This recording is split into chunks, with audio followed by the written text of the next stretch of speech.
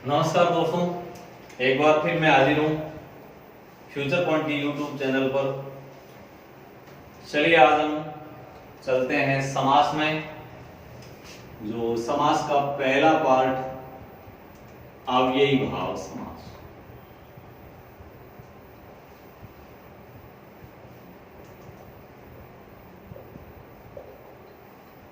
अव्ययी भाव समास, देखिए समास की परिभाषा हमने पिछले वीडियो में पढ़ी, लेकिन अभी देखते हैं कि पूर्व पद प्रधानों अव्ययी भाव। कहने का मतलब यह है कि जिस समास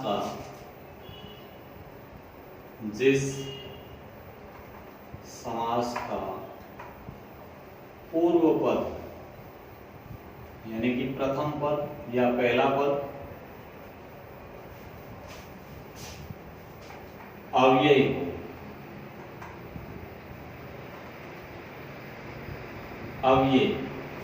अव्ययी शब्द क्या है? देखिए मूल रूप से ए उपसर्ग है और व्यय, ए धन व्यय से शब्द बना है अव्ययी। व्यय का अर्थ होता है खर्च, और ए उपसर्ग का जब भी प्रयोग लगता है तो अभाव या बिना के योग में, बिना या अभाव या बिना के योग में लगता है, तो जिसका शाब्दिक अर्थ बन जाएगा कि जो खर्च ना हो, जो खर्च ना हो। व्याकरण की दृष्टि से अगर हम देखते हैं तो जो परिवर्तित ना हो, जो परिवर्तित या जो परिवर्तित ना हो। देखिए मूल रूप से परिवर्तन क्या होता है? परिवर्तन है वो लिंग, वचन, काल, कारक के आधार पर परिवर्तित होता है। जैसे पुल्लिंग से स्त्रीलिंग बनाया जा सकता है, एक वचन का द्विवचन या बहुवचन। काल के आधार पर जैसे भूतकालिक क्रिया को वर्तमान कालिक, वर्तमान को भूतकालिक या भविष्यकालिक जो भी बनाया जा सकता है। कारक विभक्ति चिन्ह के आधार पर भी हम शब्द का परिवर्तन कर देते हैं, लेकिन ऐसे शब्द जो जिनका रूप परिवर्तित नहीं हो वो अव्यय कहलाते हैं। और इन्हीं अवयवों को हम हिंदी में ए विकारी शब्द कहते हैं। क्या कहते हैं? ए विकारी शब्द, जो मूल रूप से परिवर्तन नहीं होते हैं। कहने का मतलब यह है कि जिस समास का प्रथम पद अव्ययी हो तथा उत्तर पद कैसा हुआ? संज्ञा हो, अव्ययी भाव समास कहलाता है। अव्ययी भाव कहलाता है।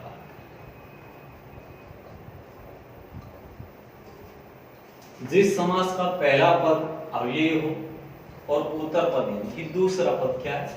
संज्ञा हो। संज्ञा का शाब्दिक अर्थ नाम। संज्ञा का अर्थ क्या है? नाम। चाहे वो किसी व्यक्ति, वस्तु, पदार्थ, गुण कुछ भी है, उनका नाम हो, वो अव्ययी भाव समास होता है। यथा जैसे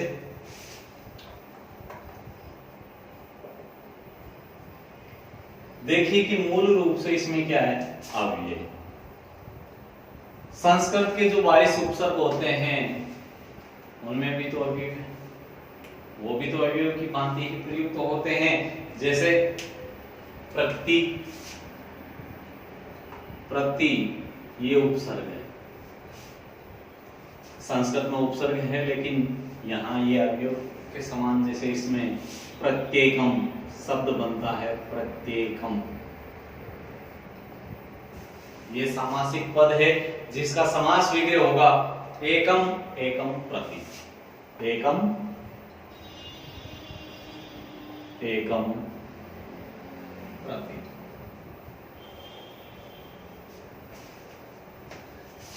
यथाशक्ति, यथाशक्ति हिंदी में हम कहते हैं शक्ति के अनुसार, तो संस्कृत में क्या बनेगा? शक्तिम अंतिक्रम्य, शक्तिम अंतिक्रम्य,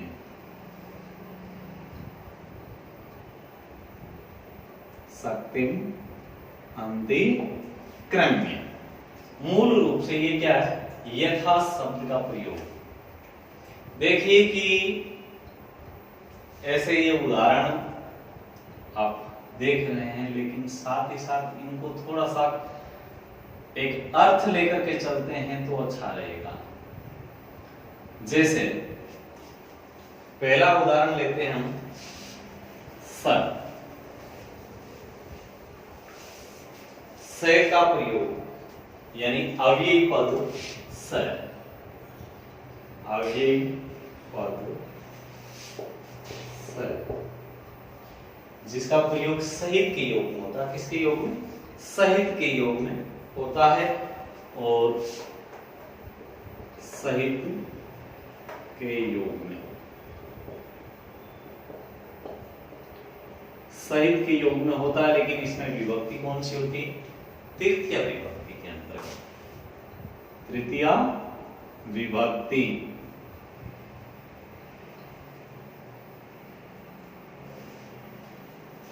जैसे रामय शब्द का तृतीय विभक्ति में रूप बनता है रामेण, रामाभ्याम, रामय। तो ये स का प्रयोग हम करेंगे तो मूल रूप से इसमें तृतीय विभक्ति के योग में बनेगा। जैसे उदाहरण है से चित्रम, से चित्रम। इस शब्द का ये तो सामासिक पद है, अगर इसका हम विग्रह करते हैं तो विग्रह के अंतर्गत शब्द बनेगा चित्रेण सहितम, चित्रेण सहितम, चित्रेण सहितम। तो चित्रेण शब्द में कौन सी विभक्ति हो गई आपकी?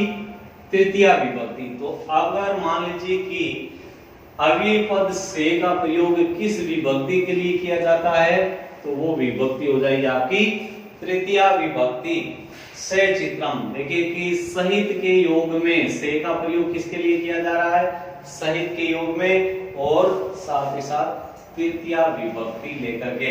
एक अन्य उदाहरण देखिए, जैसे से हृदयम, से हृदयम, हृदय सहित। तो यहां इसका विग्रह क्या हो जाएगा?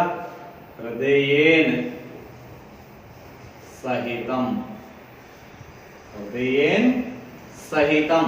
कहने का तात्पर्य यह है कि हृदय के साथ सानुवादम, सानुवादम शब्द आ गया आपके, सानुवादम। तो इस शब्द का सामासिक विग्रह क्या होगा? अनुवादेन सहितम, अनुवादेन सहितम, अनुवादेन सहितम। तो दोस्तों ये स अवयव का प्रयोग आपने सहित के योग में मूल रूप से किस विभक्ति के लिए? तृतीय विभक्ति के लिए किया। इसी प्रकार से हम अगले अवयव पद की ओर बढ़ते हैं। अगला अवयव पद है आपका यथा, यथा।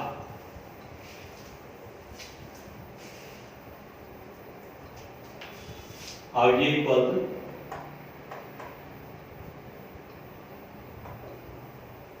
यथा, इसका प्रयोग किसके लिए योग में किया जाता है? अनतिक्रम्य के योग में, अनतिक्रम्य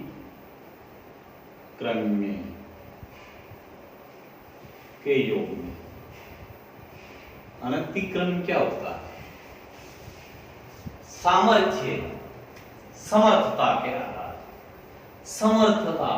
अनतिक्रम्य का अर्थ होता है समर्थ, यानी आपके अंदर कितनी ताकत, सामर्थ्य कितना, कितनी सहन शक्ति है, कितनी ताकत है, उसके अनुसार। जैसे शब्द है यथाशक्ति,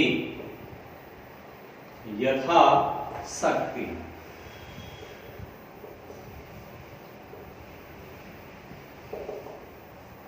आपसे ये अमूमन पूछा जाता है कि यथाशक्ति शब्द का सामासिक विग्रह होगा, तो आप क्या करते हैं, हिंदी में तो आप लिखते हैं कि शक्ति के अनुसार, जबकि संस्कृत में आप क्या लिखेंगे, शक्तिम अन्ति क्रम्य, शक्तिम अनति क्रम्य, शक्ति के अनुरूप या अनुसार, शक्ति के अनुसार।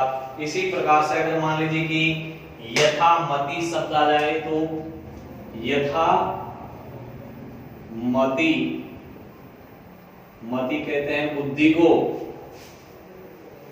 बुद्धि के अनुसार बनेगा, तो मतिम अंतिक्रम्य, तो इसका सामासिक विग्रह क्या हो जाएगा, मतिम अनतिक्रम्य, मतिम अनतिक्रम्य। इसी प्रकार यथा विधि आ गया, तो यथा विधि बना सकते हैं आप इस प्रकार से, क्योंकि यथा शब्द का तो आप क्या क्या लिखना है, केवल अंतिक्रम्य, और विधि शब्द है, इस विधि के स्थान पर आपको क्या करना है, वही में जोड़ना, विधिम अंतिक्रम्य, विधिम अनतिक्रम्य। बहुत ही सरल और सुगम्य चीज ये है कि यथा शब्द जो अंतिक्रम्य यानी सामर्थ्य के योग में, किसके योग में आ रहा है, सामर्थ्य के योग में, मतलब जितनी सामर्थ्यता है उसी के अनुरूप। अगला अवयव पद लेते हैं हम, निर,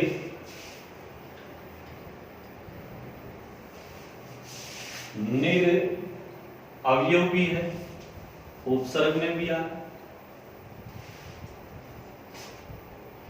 तो थोड़ा सा ध्यान देना है अवयव पर निर का प्रयोग।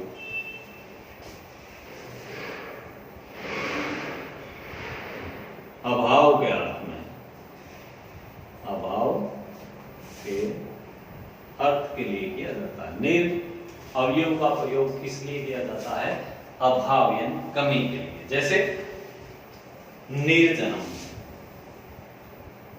निर्जनम, इस सामासिक पद का समास विग्रह क्या होगा, जनानाम अभाव, जनानाम अभाव, लोगों का जहां अभाव है वो स्थान निर्जन कहलाता है, जहां लोगों का, मनुष्यों का अभाव है वो निर्जनम कहलाता है। इसी प्रकार से निर्मक्षिकम, देखिए ये शब्द बहुत ही बार पूछा गया है, निर्मक्षिकम।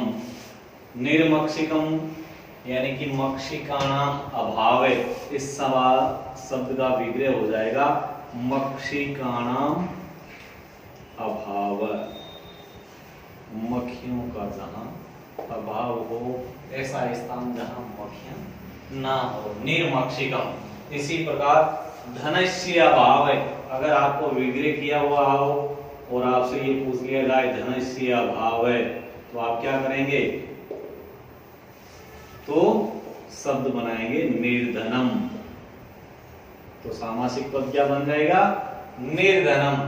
देखिए जरूरी नहीं है कि आपसे केवल ये पूछा जाए कि सामासिक पद दे दिया और समास विग्रह पूछ लिया हो सकता है समास विग्रह देकर के आपसे सामासिक पद भी पूछने वाला कुछ भी पूछा जा सकता है। इसी प्रकार निर्जलम, जलस्य अभाव, जलस्य अभाव, तो शब्द क्या बनेगा, निर्जलम।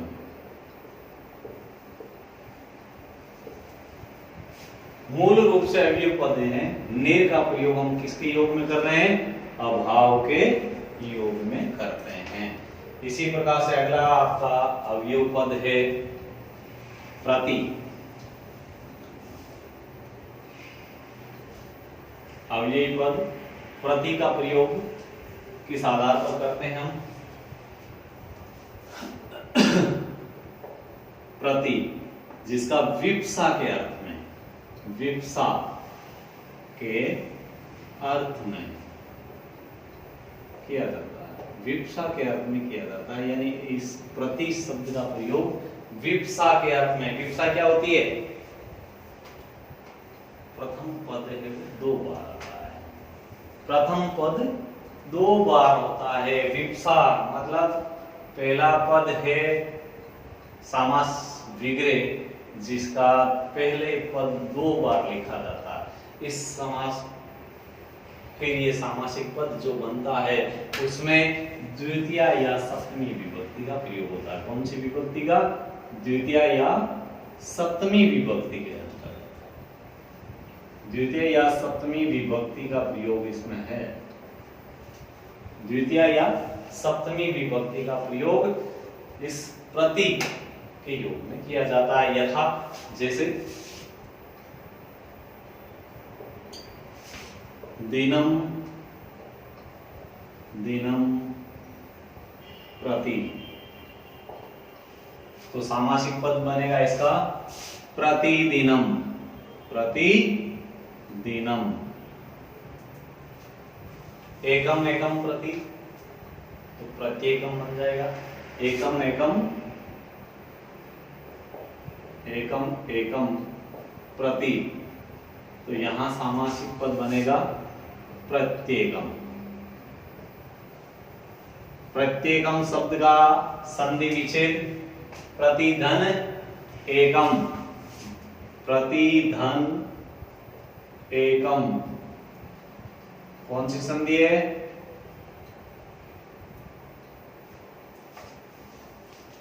यण संधि। एक के स्थान यण आदेश, क्योंकि ये से ठीक पहला वर्ण आधा है, व्यंजन नहीं है। यण संधि है, प्रतिधन एकम, यण। बहुत साधुवाद। चलिए आगे चलते हैं। जैसे क्षणम क्षणम,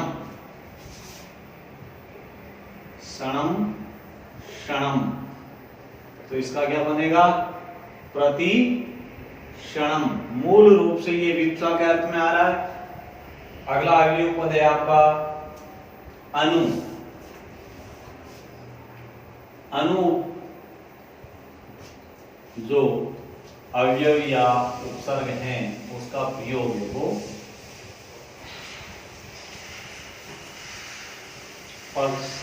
पीछे या पश्चात के योग में। अनु का प्रयोग है वो पश्चात के अर्थ में, पश्चात के अर्थ में किया जाता है। यानी कि अनु शब्द का प्रयोग करते ही वो क्या होएगा? उसके पश्चात या बाद में। और इसके अंतर्गत हम क्या करेंगे? सामासिक पद में कौन षष्ठी विभक्ति का प्रयोग करते हैं। यानी कि जब हम समास विग्रह करते हैं तो वहां पर षष्ठी विभक्ति का प्रयोग होगा। जैसे अनुरथम, अनुरथम, इस शब्द का सामासिक विग्रह होगा रथस्य पश्चात, रथस्य पश्चात, रथ के बाद में। तो सब सामासिक पद क्या बनेगा? अनुरथम, रथ के बाद, जिसका सामासिक विग्रह है रथस्य पश्चात। इसी प्रकार से अनुलतम, देखिए अनुलतम,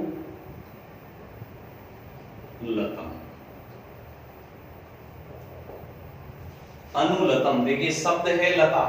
लता शब्द का षष्ठी विभक्ति में प्रयोग है वो लताया, लताया पश्चात, लता के बाद में। इसी प्रकार से अनुगुणम, अनुगुणम, गुण। गुण क्या होते हैं? गुण होता है या होते हैं? गुण एक वचन या बहुवचन में, अधिकांशतः अमूमन ये बहुवचन में प्रयोग में लिए जाते हैं। तो यहाँ गुणा नाम क्या हो जाएगा? गुणा नाम पश्चात, गुणा नाम पश्चात। तो दोस्तों अनु अवयव का प्रयोग हमने पश्चात के अर्थ में किया और इसका समास विग्रह करने पर हम षष्ठी विभक्ति का प्रयोग करते हैं। इसी प्रकार से अगला आपका अवयव है उप। उप अवयव का प्रयोग है वो समीप के अर्थ में किया जाता है। उप अवयव का प्रयोग है वो मूल रूप से समीप, सामीप्य के अर्थ में, समीप या सामीप्य के अर्थ में किया जाता है। अवयवी पद उप जिसका प्रयोग समीप या सामीप्य के अर्थ में, समीप या सामीप्य के अर्थ में किया जाता है। विशेष रूप से ये याद रखना है कि इसका प्रयोग हम जब भी करते हैं तो उसमें षष्ठी विभक्ति का प्रयोग, यानी कि अनु के समान इसमें भी षष्ठी विभक्ति का प्रयोग करते हैं। यथा जैसे उप कृष्णम, उप कृष्णम, इस शब्द का सामासिक विग्रह करते हैं तो कृष्णस्य समीपम, कृष्णस्य समीपम यानी कि कृष्ण के समीप वो क्या कहलाता है? उपकृष्णम। और अगर मान लीजिए आपसे शब्द पूछा जाता है उपगु, आपसे प्रश्न यही बनता है उपगु अर्थात गाव, गावे सामीप्य, गावे सामीप्य या समीपम, सामीप्य या समीपम एक ही बात है। गावे षष्ठी विभक्ति में तो गाय के समीप वो उप के अर्थ में आता है। इसी प्रकार उप यमुनम, उप यमुनम, यमुना के पास, तो यमुनया, यमुनाया, यमुनाया समीपम।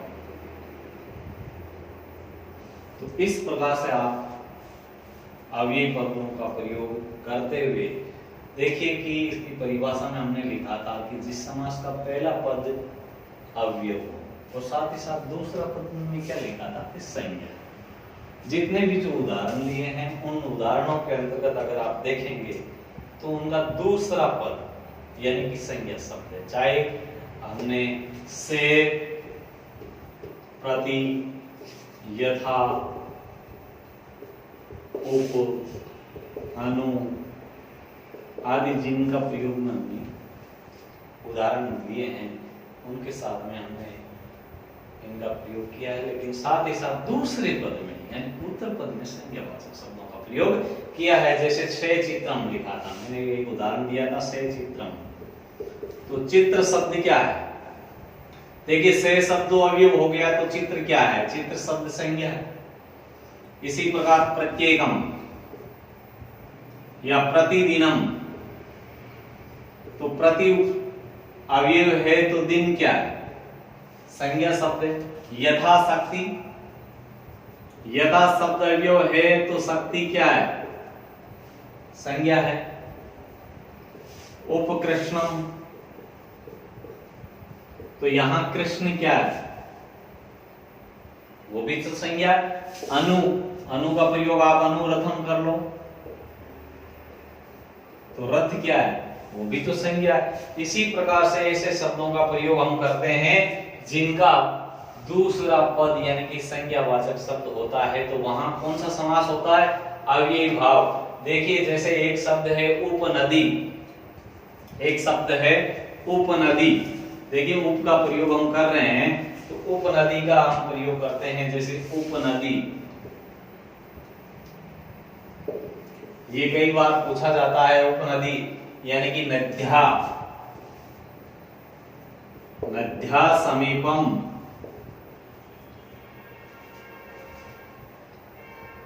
उपनदी कहलाता है यानी कि नदी के समीप। इसी प्रकार से हम उपतटम करेंगे तो तट के समीप, यानी कि जिसका सामासिक विग्रह होगा तटस्य समीपम, यानी उपतटम, उपतटम तटस्य समीपम। तो मूल रूप से हमें क्या याद रखना है अव्ययी भाव समास में कि ऐसा समास जिसका पहला पद अव्ययी हो लेकिन साथ ही साथ दूसरा पद क्या है वो संज्ञा हो, वहां अव्ययी भाव समास होता है। धन्यवाद, फिर मिलते हैं अगला समास लेकर के। नमस्कार।